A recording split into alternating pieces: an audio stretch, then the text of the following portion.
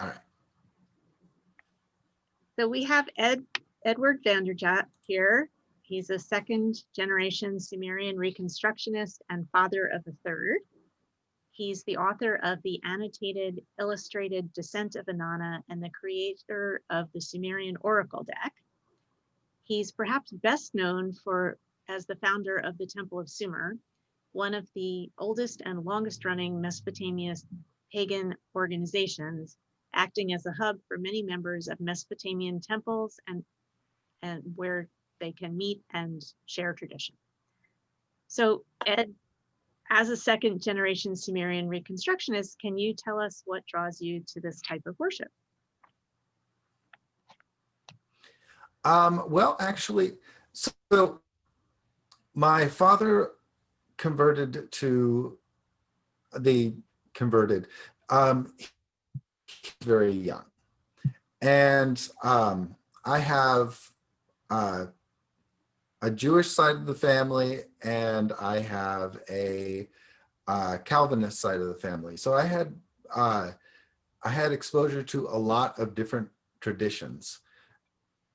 And honestly, the Sumerian tradition seemed to be the only one that called to me. The god of freshwater, Enki, is my personal god, and I'm a very research-oriented, scholarly type of person, and I really like the way that Enki focuses on wisdom and learning. Another thing is Sumerian religion is it's very urban oriented. And as I live in civilization, the gods of civilization make a lot of sense to me.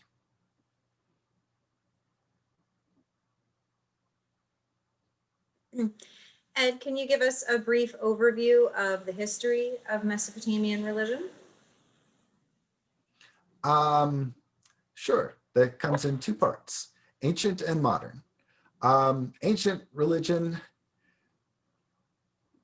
I'm going to try and boil down thousands and thousands of years of history into just a little bit. So the Sumerians were the first civilization. And as the first civilization, they realized that what they were doing was very special and unique. They like to focus on things that help the community, that spread civilization, that keep chaos at bay. It's not so much a good and evil, it's more an order and chaos thing. And the Sumerian religion comes down on the side of order over chaos.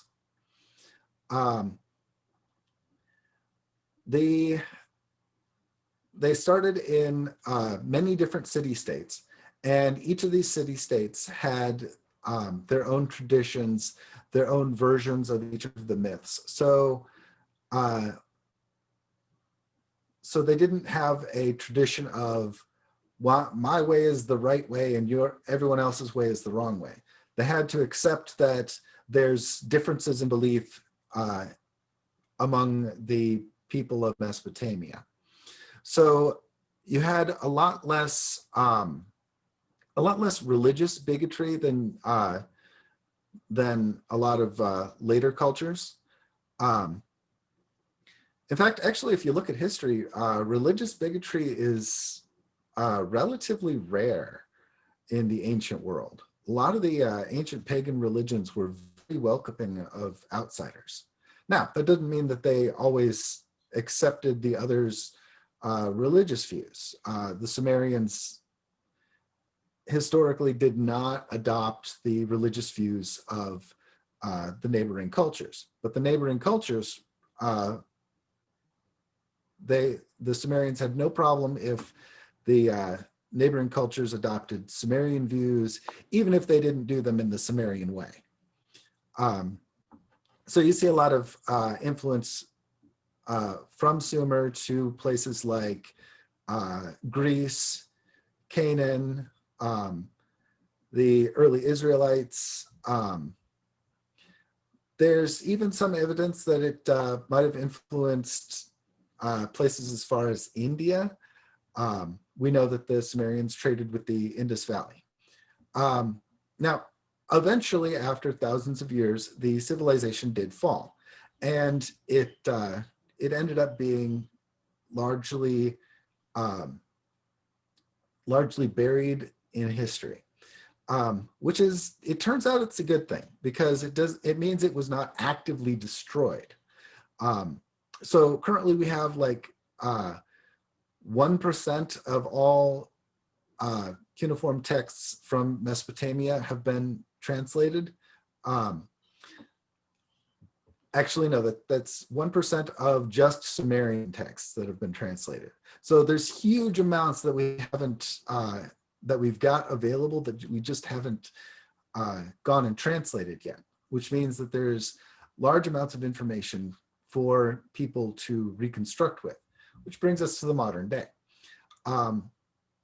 So the Sumerians were not the first of the modern Reconstructionist religions. That would be Norse Reconstructionism. And we're not as populous as, say, Greek Reconstructionism, but we are a growing community. And we're a very welcoming community. We don't have a lot of dogmatic views on things. There's maybe one or two things that will rankle on certain people's nerves, but we're very welcoming to people that are just beginning their journey and just beginning to learn about the gods. In the modern day, we have a lot of people that find the focus on civilization appealing, because we've got even more cities, even more civilization in the modern day. So it's very nice for a lot of people to be able to go to the gods of the city, to be able to go to the gods of your neighborhood areas and appeal to them and honor them. Now, that doesn't mean that they were against the wilderness. They're not against nature as a whole. It's just that the religion itself focuses on aspects of civilization, to include the rural life. I mean, that's part of civilization too. Mesopotamian civilization in the ancient world, very, very pastoral, very, very farming and shepherding based. I mean, and you can't get away from that. Everyone has to eat. So being able to appeal to a god that knows about growing things as it relates to civilization, that's kind of powerful. I hope that answered the question. Yeah, I could really see why it would appeal to some pagans, especially those who don't really like the outdoors, to follow a more, I hear that you're saying that there is a rural and pastoral aspect, but I know of a number of pagans who don't like to camp, who don't really like bugs, who don't, want to be outside. I could see why they might be attracted to something that is celebrating civilization, and that there's an aspect to that, because I think a lot of the Wiccan stuff, if you're not really an outdoorsy person, you may not find your place that way. Are there other things about Sumerian Reconstructionism that that with our roots in Mesopotamia, that contemporary practitioners could turn to as something that they might, be able to inform their contemporary practices with. Let me think for a second. So,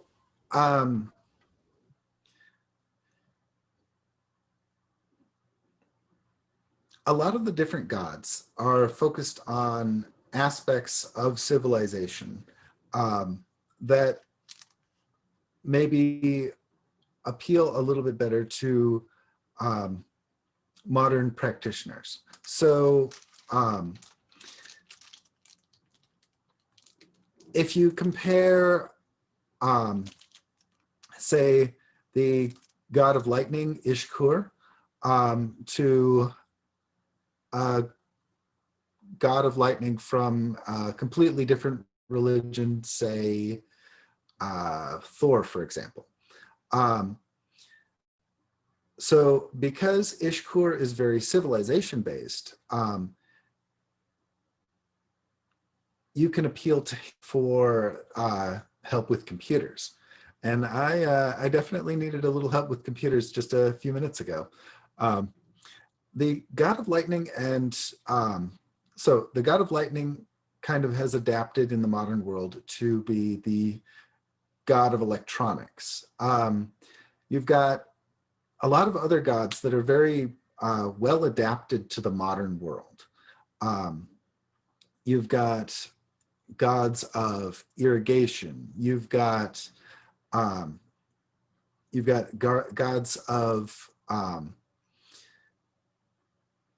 brick making for the architects out there. You've got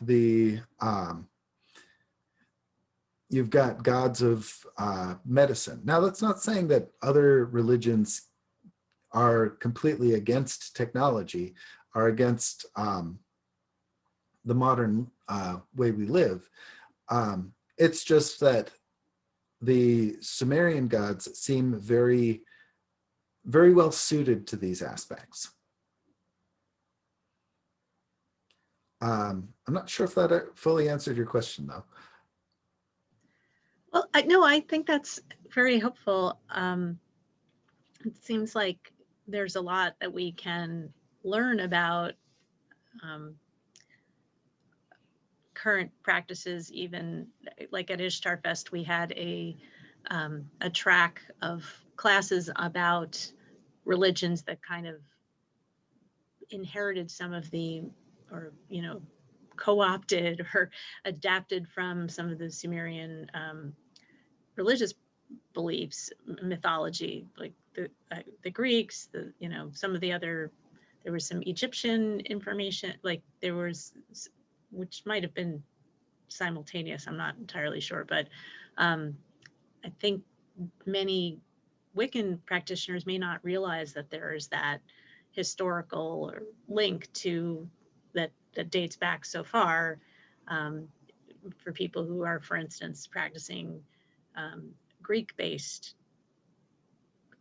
religious Reconstructionism. They may not realize that a lot of the, or they may, that a lot of the Greek gods, date all the way back to, or, can pull some of their aspects from Mesopotamia. Yeah, the term I like to use is reflection. So, Poseidon and Enki, there's a connection there, but they're definitely not the same god. So I like to say that Poseidon is a Greek reflection of Enki. So they are distinct. I treat them as completely different individuals. And obviously I worship Enki and I don't worship Poseidon. And if Poseidon has done something in a myth, and that doesn't necessarily mean that Enki would have done the same thing. Think of it as,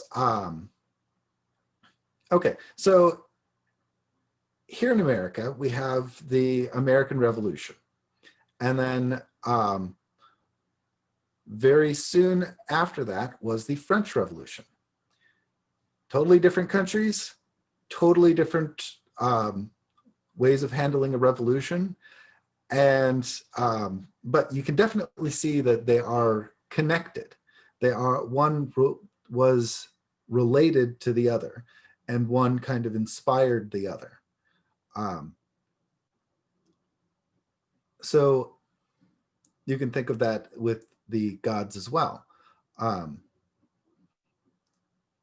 Enlil, the god of the lower heaven, the head of the pantheon, very similar to Zeus in many ways, but very different also. Both were weather-related gods. Enlil is more of a god of gentle rain, which gives prosperity to all the people.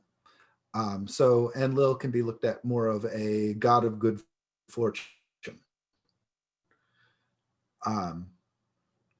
Whereas with Zeus, you often see a lot more storm raging, lightning smiting the people he doesn't like, running around chasing all of the women. Sometimes they didn't want to be chased. Let's just leave it at that. But, you know, very different individuals, but you can definitely see a connection.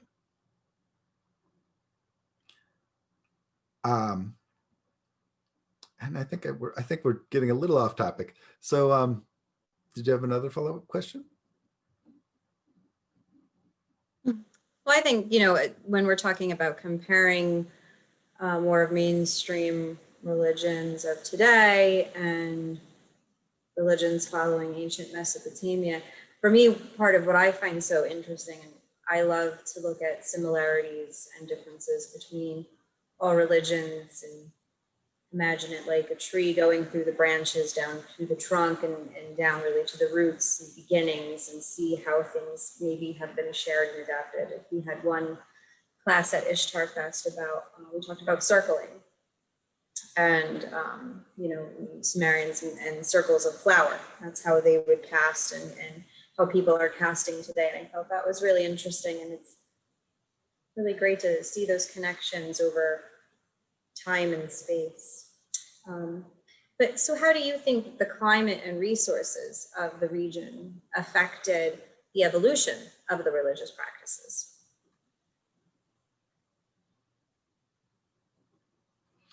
Well, the climate and the resources are very important because you've got aspects that, okay, so the hospitality traditions that we've adopted in the West, the idea of charity, a lot of these have their roots in Sumerian practice. And these are very focused on the climate that the religion developed in. If you had if you've got a harsh area where it's difficult to live, a lot of times you really have to depend on your neighbors. If you can't trust that they will help you in your time of need, you know, if you can't trust them, they can't trust you. It causes a problem, and it would have made civilization kind of break down. But because they could trust each other, because you could even go to someone who might traditionally be an enemy and seek sanctuary. These are things that allowed the civilization at the time to develop, and they are very helpful today when we see people that are in trouble. We help them. When we see people that you know, need a shoulder to cry on, even if we don't necessarily agree with them on a lot of things, you know, we're there. So it helps tie the modern community together. And we have a lot of differing we have a lot of differing communities that all group together. So I've talked to Sumerian influenced Wiccans. I've talked to, there's a temple in Portugal. There are Sumerians in Canada, Texas. They've all got their own different ways of doing things. Kind of like the way the old city-states all had their own different traditions. They all have, you know, ways that one group might not say, that one group might not always agree with another group, but we don't go to war with each other, and we don't we do stick up for each other in our times of need. A lot of times we work on creating resources that the other communities can use. So for example, when I wrote the annotated illustrated Descent of Inanna, and when I made the Sumerian Oracle deck, these are resources that the rest of the community can draw from. Got another member of our community, Janice, makes statues that she makes little bronze figures. Actually, do I have one handy? I do not. But anyway, she makes these that they get sent all over, and they're really great. And a lot of people don't have access or don't have the skill to sculpt. And so because she can do this, it really helps people out. For a while, I was sending out a few basic books to people. This was back in the early days of the community. I was sending out copies of Ancient Iraq by Rooks, and I'm probably pronouncing that wrong. And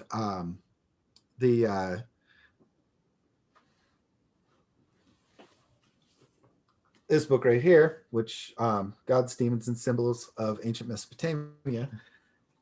Those are two books that I think a lot of beginners can really benefit from.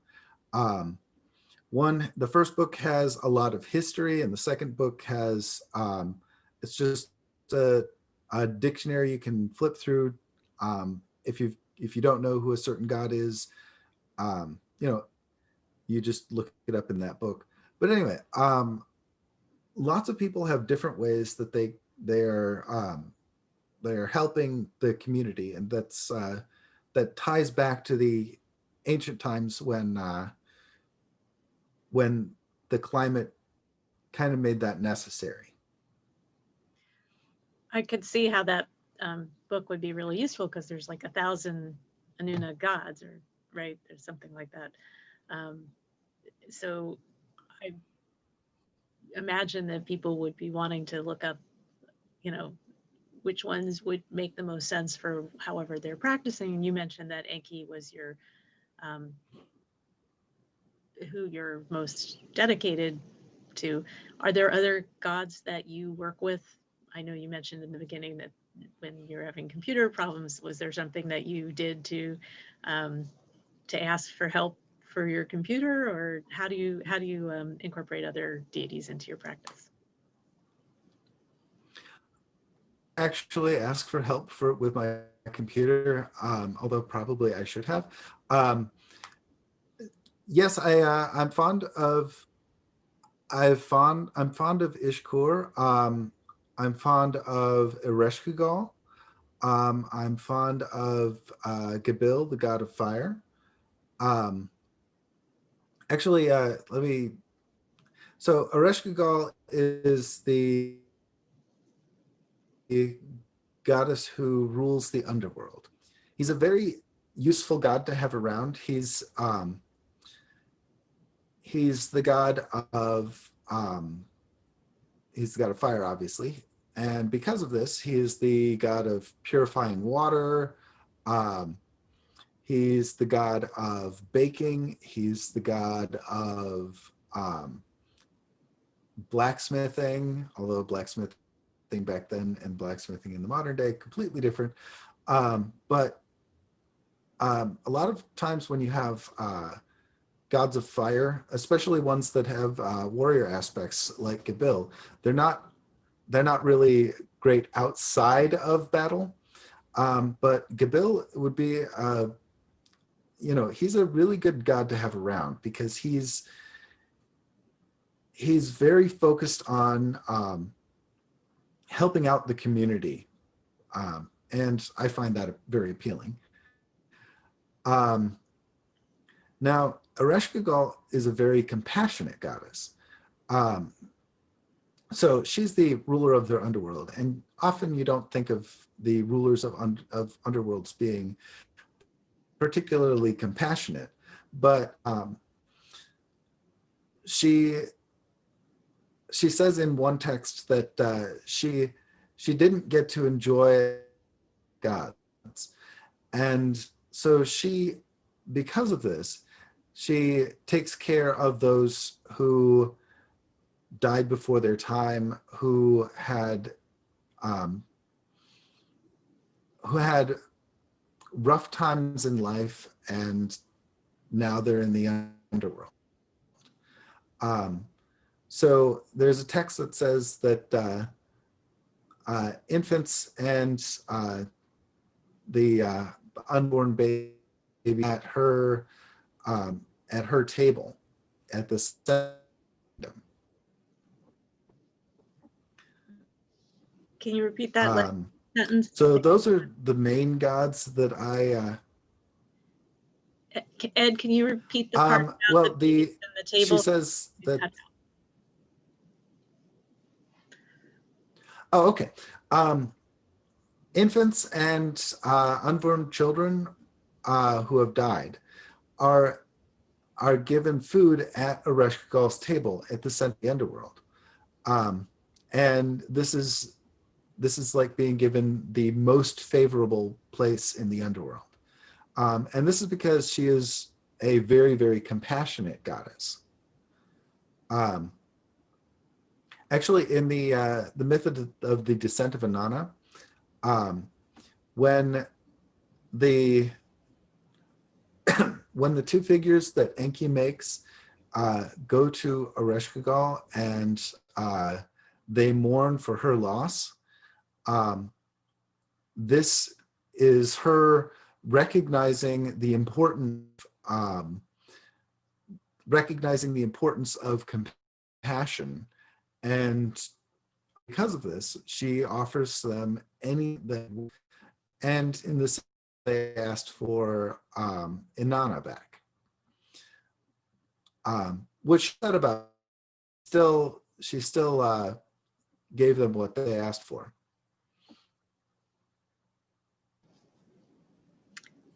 Thanks, that's great. And it's true that we often think that underworld gods are scary and frightening and, all about death, but Hades in the Greek mythology is actually one of his, is almost always described as kind. So it's kind of, you can sort of see that aspect too. They have a responsibility of their realm. And I agree about Ereshkigal. I have worked with her a lot myself, and I do find her to be very compassionate and very protective. So Ed, how do you see the Sumerian Reconstructionist movement and the efforts to reawaken these cult practices growing around the world?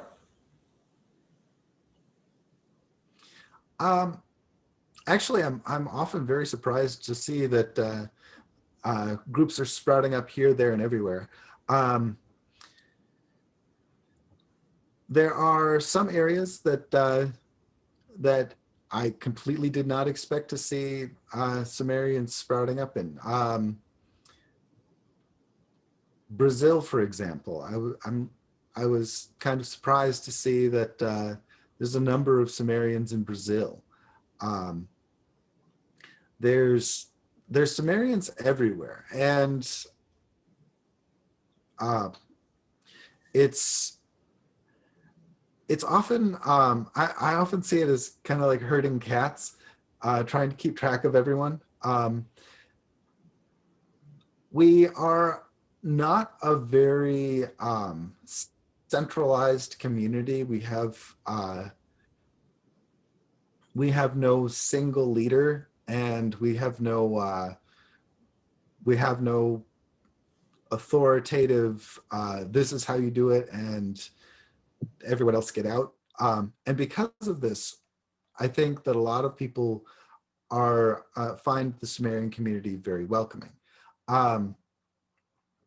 Additionally, I think it really helps that the ancient Sumerians were very trans and gay friendly, especially in the city of Uruk. There's an Inanna ritual where it's the head overturning ritual, which changes men into women or women into men. And this is very trans friendly. There was no stigma against gays. There was no problem with pretty much any sexual lifestyle. And because of this, we're very appealing to certain groups that are not welcome in other communities.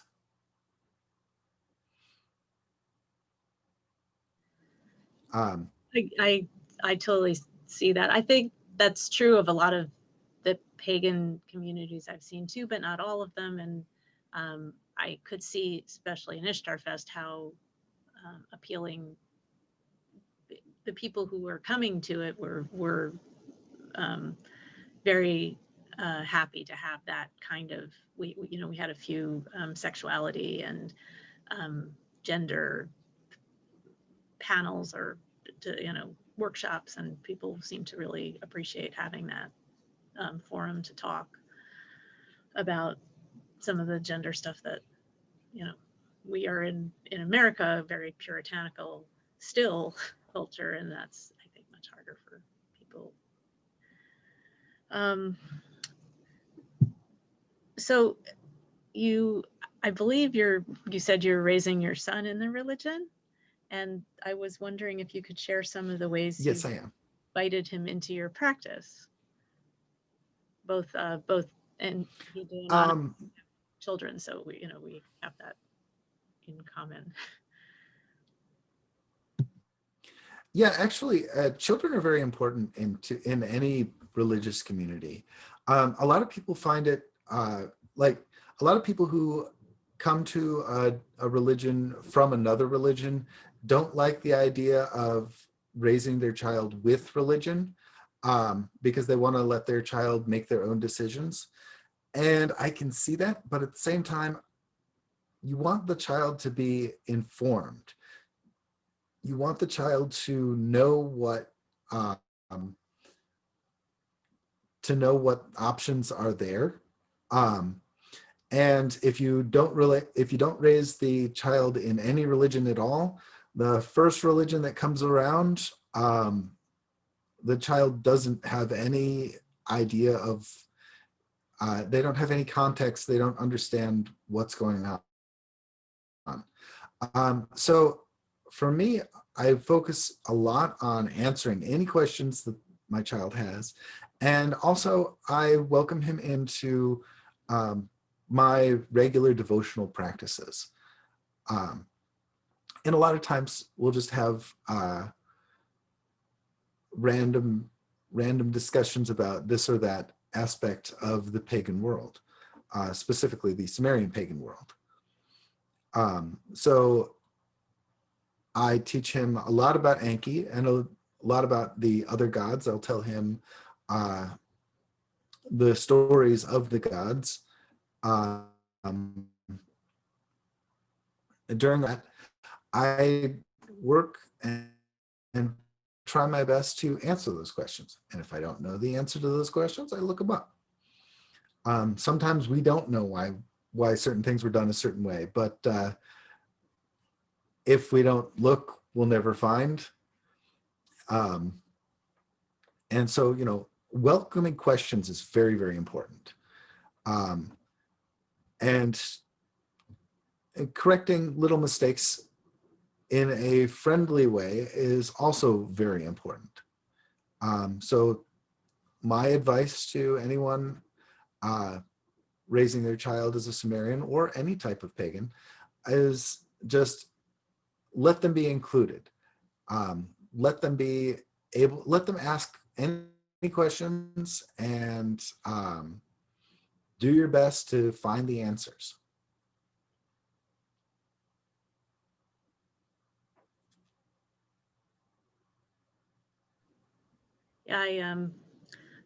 So my son is 17, and Hedu and Anna's sons are small. They're 6 and 3, I think. Is that 2, 6 and 2? So I've kind of had the whole evolution of trying to, you know, all of my son's parents have been active in Hands of Change, and when he was little, he would, you know, line up his little action figures in a circle and say, "Oh, we're having a meeting." So, you know, like it was he was, but and I also have my mother was Jewish, so I felt that I wanted to give him that as well as Wiccan stuff, and he went through the bar mitzvah and he chose to keep going, and now at 17 he is self-proclaimed agnostic and not interested in religion, which is fine, because someday he may get back to it or he may not. It's, you know, whatever. But I agree with you. It was nice to be able to kind of bring him in, but also give him the space to decide on his own what he wanted to do. And I'm completely fine that he's not interested at this point in religion. Believe in giving choice. I think spirituality can be a purely personal and individual experience. My sisters and I are pagans of different branches. Our parents, my husband's parents, they're Christian, and my husband is an atheist. My 2-year-old is only just starting to be able to pronounce Inanna. And my 6-year-old, we always introduced it to him as, this is mommy's goddess, this is your goddess, and she will watch over you until such a time if you make a different decision. But he has celebrated with me. We do our morning prayers if he's awake with me at the altar in the home. He knows her star. He always talks about, oh, well, let's ask goddess. And I think, yeah, definitely educate. We talk about other religions and other ways of celebrating. And I just try not to push. I leave it to him with however his soul is going to go as he grows.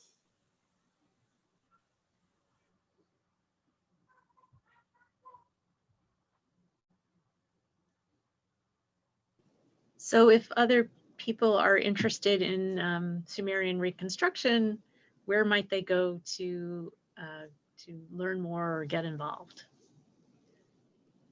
Your chance to about your stuff. Well, obviously they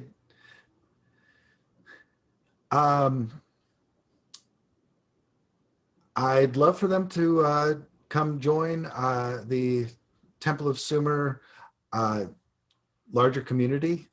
So there's Temple of Sumer itself. There is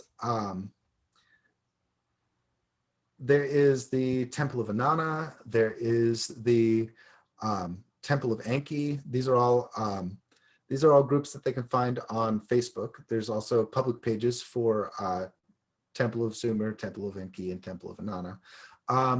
I've got a YouTube page that's kind of starting out. For academic sources, if you're watching this video, you obviously have an internet connection. So check out Oxford's translations, ETCSL. Just Google ETCSL, and that'll take you to Oxford's translations of their collection of Sumerian texts. It's not a complete collection. It's not every Sumerian text, but it's very good. I definitely recommend my book, The Annotated Illustrated Descent of Inanna.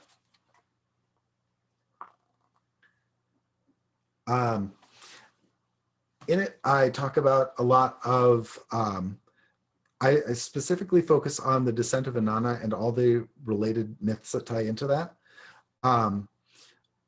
But as I do it, I put it in context, and there are a lot of myths that tie into that one central myth. Let's see, other resources that people can use. My good friend Seth runs the Sumerian Reddit. So if you're a Redditor, you're welcome to go there. It's pretty easy to find. I think it's like r-Sumerian. Let's see. For other YouTube channels, Digital Hammurabi is great. Not all of their stuff is Sumerian, and they don't come from a pagan perspective. They come from a purely academic perspective, but they have a lot of video articles on Sumerian stuff. If you're trying to find Sumerians in your area, join Temple of Sumer and ask around. There's probably someone somewhere near you. We seem to be scattered all over the planet. So sometimes it's a little bit difficult finding one close enough to drive to, but there's probably someone somewhat near you, especially if you live in Portugal, the American Midwest, Texas, California, right? Southeast Canada. Yeah, there's a few in California. Let's see. There is the Temple of Inanna and Dumuzi is one. There's a few in Northern California that are generally unrelated to each other.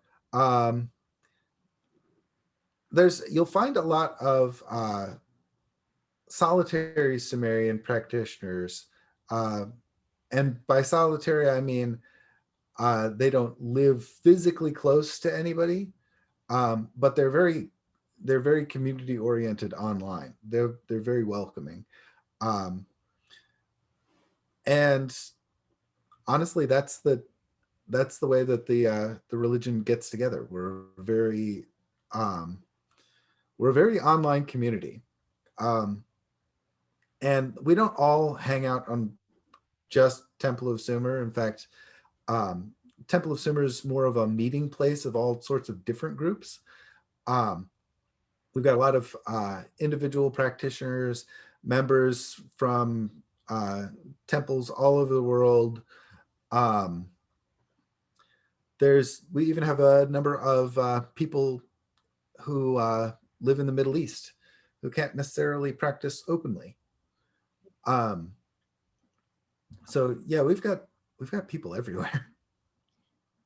So we just agreed yesterday that we're doing Ishtar Fest, Columbus or whatever, Indigenous Peoples Weekend again. Sorry, the same October 8th through 11th, I guess, in 2021, and it's right smack dab in the middle of Mercury in retrograde, which we were kind of at the we were having some technology stuff going on just right in the shadow of Mercury. So are there any deities or things that you know about that Sumerian Reconstructionists would recommend for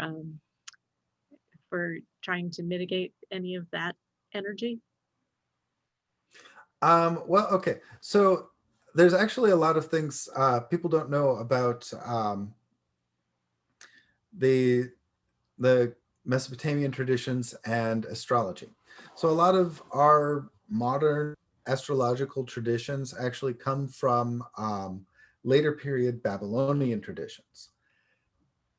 Now, the trick is that the Sumerians didn't really care about the stars much as far as like the meanings of constellations.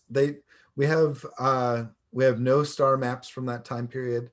Um, in fact, it wasn't until the Assyrian period when they decided to map out I'm wanting to say 19-year Venus cycle. Now, because they weren't very focused on the stars, doesn't mean that they didn't recognize the different planets. So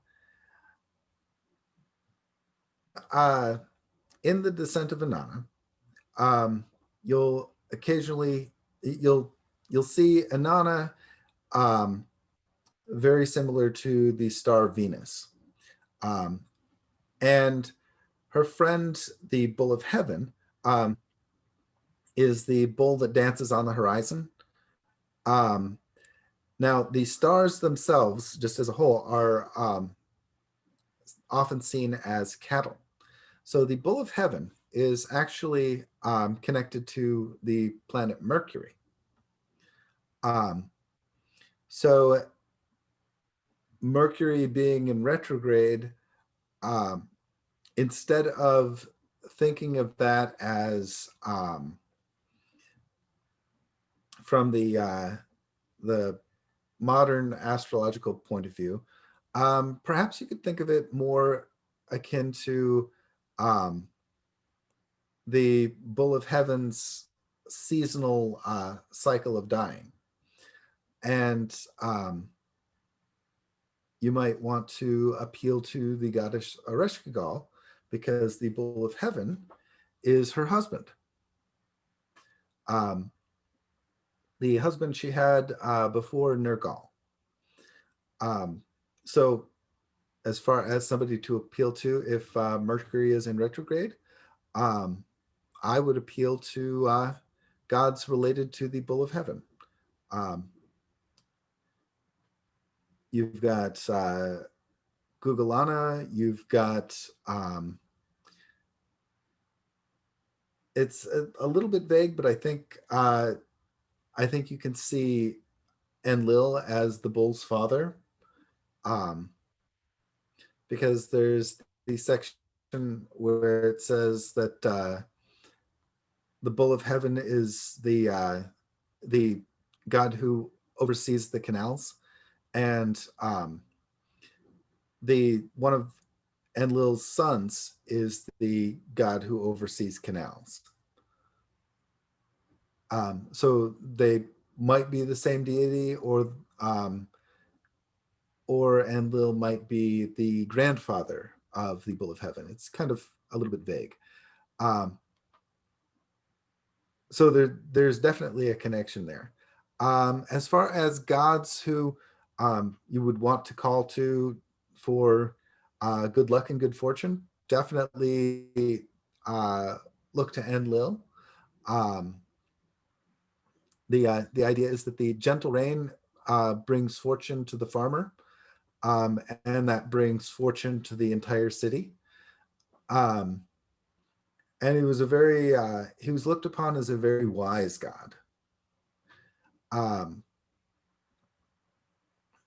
But honestly, whichever god you're connected to, appeal to them and ask them to ask whoever that god feels is the relevant god, and I believe you'll have good luck. Okay, thank you. That was very interesting, and I appreciate so much all of your wisdom and entertaining information today. So thank you so much for doing this and hopping on with us. Do you have anything else you feel you want to let us know about? Or Niju and Anna, do you have anything you want to, last question? I don't have any last questions. Just thank you so much, Ed. It's always nice to speak with other Sumerian devotees. It was great doing this. Yeah, if you have more topics you would like to ask questions about, more discussions you'd like to have, I'm always willing to do these, even if some days it doesn't fit well, but other days are perfectly great. Just give me a heads up and I will make it happen. That sounds great. Thank you so much. Thanks for having me. Yeah. I'm gonna